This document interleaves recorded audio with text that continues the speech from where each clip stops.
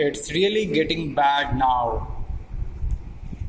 अब वो किसान कह रहा है it's really getting bad now, exclaimed man. I hoped, विस्मय पूर्वक, एक्सक्लेम मतलब बिल्कुल विस्मय पूर्वक वो आदमी कहता है कि अब ये काफ़ी बुरा होते जा रहा है, ये हद से बाहर, हद से अत्यधिक ये होते जा रहा है। I hope it passes quickly, मैं आशा करता हूँ ये जल्दी समाप्त हो जाएगा। वो जो बारिश हो रही थी लगातार, वो मूसलाधार बारिश नहीं, उसकी बात नहीं हो रही है। वो बारिश के बाद जो फ्रोजन फॉल होने लगा था, यानी कि बर्फ के गोले, यानी कि ओले जो पड़ने लगे थे, लगातार पड़ने लगे थे, वो कुछ ज़्यादा ही होता जा रहा था। वो विस्मयपूर्वक वो आदमी कहता है, वो किसान कहता है कि कुछ ज़्यादा ही, अब ये कुछ ज़्यादा ही हो रहा है, ये हमारे नुकसानदायक हो सकता है। मैं आशा करता हूँ कि ये जल्दी पास कर जाएगी, ये जल्दी बीत जाएगा, ये भी समय जल्दी गुजर जाएगी। It did not pass quickly, लेकिन होता क्या है कि वो जल्दी पास नहीं करता है, जल्दी ये समय, ये बुरा वक्त जल्दी बीतता नहीं है। लगातार भारी मात्रा में ओले पड़ते ही जाते हैं। फॉर एन हावर, लगभग 1 घंटे तक। The hail rain on the house, the garden, the hillside and the cornfield on the whole valley.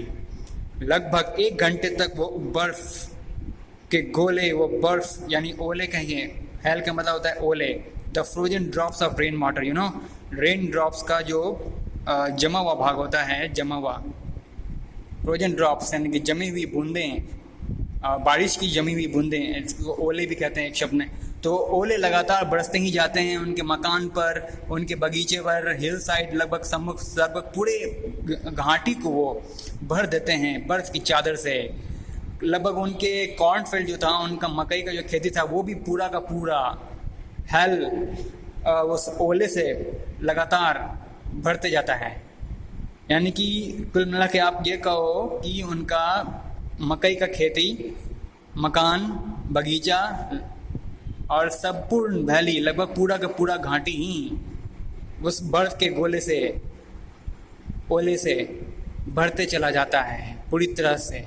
1 घंटे में लगभग समझो पूरा सफ़ेद चादर ढक गया हो उनके मकान पर, उनके वैली, लगभग पूरी घाटी में एक सफ़ेद चादर ढक गया हो। द फील्ड वॉज वाइट, वो खेती सफ़ेद थी।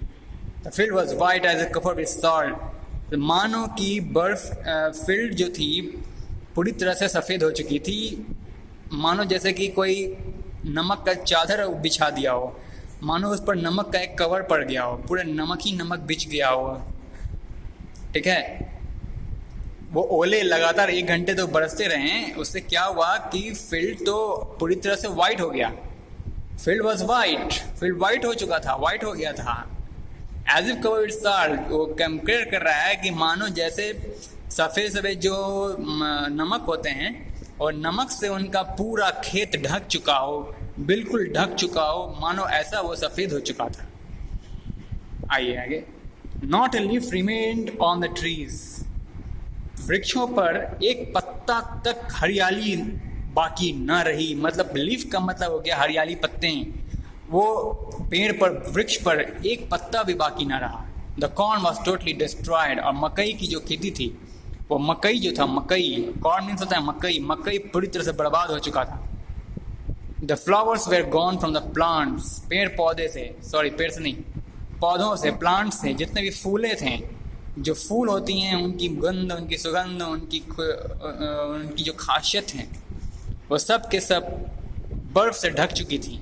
बर्फ़ के जो पाउडर्स होते हैं, वो फ्रोजन ड्रॉपलेट्स के जो फ्रोजन, आप देखोगे बर्फ़ का गोला एक होता है, वो पाउडर के रूप में होता है, frozen, you know, frozen powders, frozen parts of the rain drops, एक पाउडर के समान होता है, स्नो कहते हैं आप उसे, उससे पूरी तरह से ढक दिया था पूरा फूल, उनका पूरा फूल, फ्लावर्स यानी कि पेड़ पौधों में लगे जितने फूल हैं, फूल थे, वो सब बर्फ़ से ढक चुके थे, बर्फ़ की उस पाउडर से ढक चुके थे।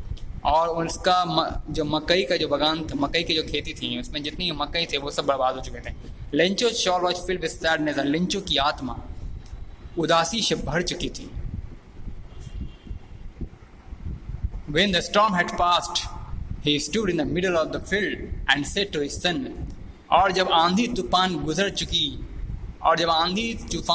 चुकी थी, तब वह एक बीच वाले भाग में आकर खड़ा होकर के अपने खेत के बीच वाले भाग में पहुंचकर वहाँ खड़े होकर के अपने पुत्र को कहता क्या है, कह रहे इससे बढ़िया तो वो इंसेक्ट है, वो टिंडों का झुंड था जो कुछ तो छोड़ जाता है। वो जो टिंडों का झुंड कहा गया है, प्लेग ऑफ लॉकस्ट को क्या गया, टिंडों का झुंड एक इंसेक्ट है। टिंडो क्या कहते हैं, एक इंसेक्ट है जो कि फसल वगैरह को बर्बाद करने का काम करती हैं, फसल वगैरह में लग करके फसल को करप्ट करने का काम करती हैं, उस इंसेक्ट को कहते हैं। लेकिन वो भी इंसेक्ट क्या करती हैं, कुछ तो छोड़ जाती हैं, ऐसा थोड़ी कि सारा का सारा हजम कर जाती हैं। तो वही किसान अपने पुत्र को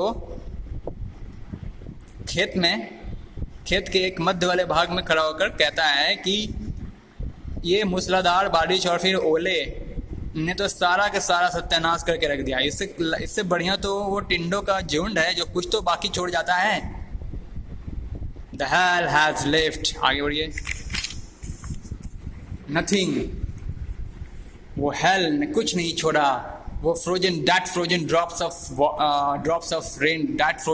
of rain water had left nothing, उसने कुछ भी नहीं छोड़ा, सब तहस नहस करके रख दिया। वो बर्फ का ओला वो कुछ भी नहीं छोड़ा। This year we will have no corn, और कहता है कि इस साल हमारे पास कोई भी मकई ना होगी। इस साल हमें मकई को देखने का नसीब तक नहीं होगा, हमें मकई की दर्शन तक नहीं होने वाली इस साल। This year we will have no corn. That night was a sorrowful one, और यह रात्रि और वह रात्रि काफ़ी दुखद भरा था। All our work for nothing, हमारा जो भी मेहनत जो भी कार्य था उसका कोई भी बेनिफिट नहीं था। There's no one who can help us, वहाँ कोई भी नहीं था जो हमारी मदद कर सकता था। We will go hungry this year, और कहता है कि हम लोग इस वर्ष ही भूखे ही लगता है रह जाएंगे। आगे बढ़ते हैं, आपका कुछ क्वेश्चन आंसर है।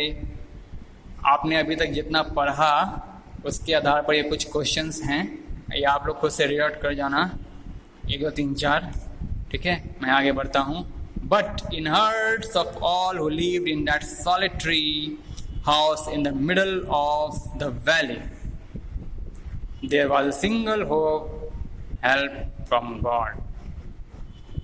But in the hearts of all who lived in the solitary, हर वो कोई जो उस अकेले लोनली मकान में, उस मकान में अकेले, सॉलिटरी का पता है, अकेला लोनली हाउस मकान में जो कि हर कोई जो रहता था वो दिल से, in the middle of the valley, घाटी के बीच में जो अकेला मकान था, अकेला घर था, उसमें जो कोई भी रहता था वो दिल से प्रार्थना करता है परमात्मा को, क्योंकि उन लोगों के पास भगवान को प्रार्थना करने के सिवाय वो और कोई रास्ता नहीं बचा था। वो लोग भगवान पर पूरी तरह से आश्रित हो चुके थे। इसलिए जो कोई भी उस घाटी के बीच में अकेली मकान में जो कोई भी रहता था, सब के सब दिल और जान से परमात्मा को प्रार्थना करने लग जाते हैं। Don't be so upset even though this seems like a total loss. Remember, no one dies of hunger.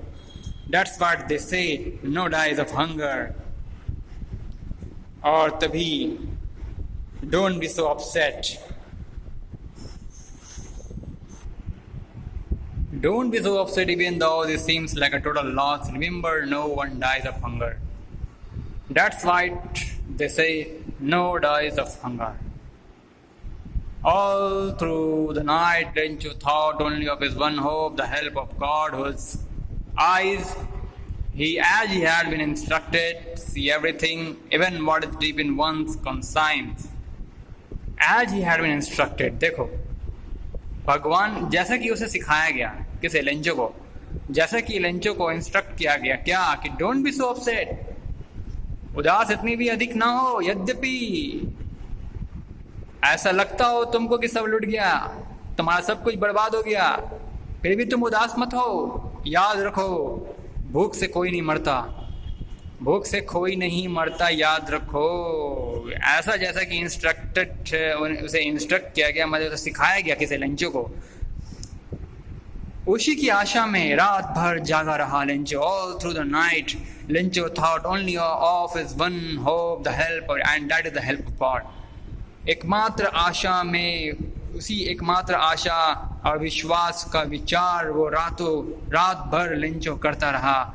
Only thought thought only of his one hope, केवल एकमात्र आशा के बारे में सोचता रहा रात भर लेंचो। और वो आशा कोई और नहीं बल्कि परमात्मा से मदद की आशा थी। Whose eyes, as he had been instructed, see everything। और वो भगवान की वो आंखें जिन्होंने लेंचो को ये इंस्ट्रक्ट किया था, क्या no one dies of hunger, भूख से कोई नहीं मरता। ऐसा ये अच्छी बातें जिन्होंने जिस परमात्मा में लेंचो को इंस्ट्रक्ट की, प्रेरित की। होता है ना, प्रेरणा स्रोत होते हैं भगवान ना।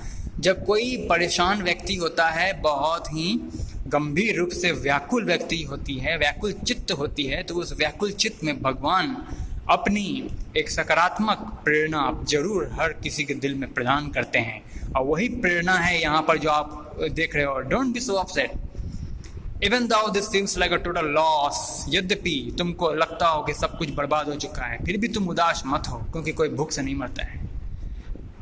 यदि तुमको लगता हो कि सब कुछ लूट गया हो, सब कुछ खत्म हो गया हो, फिर भी तुम दुखी मत हो, क्योंकि याद रखो भूख से कोई नहीं मरता। ये जो प्रेरणा स्रोत आवाज़ है भगवान की, जो लेंचो के दिल में गूंज रही हैं, रातों रात लेंचो को मजबूर करती हैं भगवान की उस आशा पर भरोसा रखने के लिए, भगवान की मदद की आशा के लिए लेंचो को तैयार रखती हैं।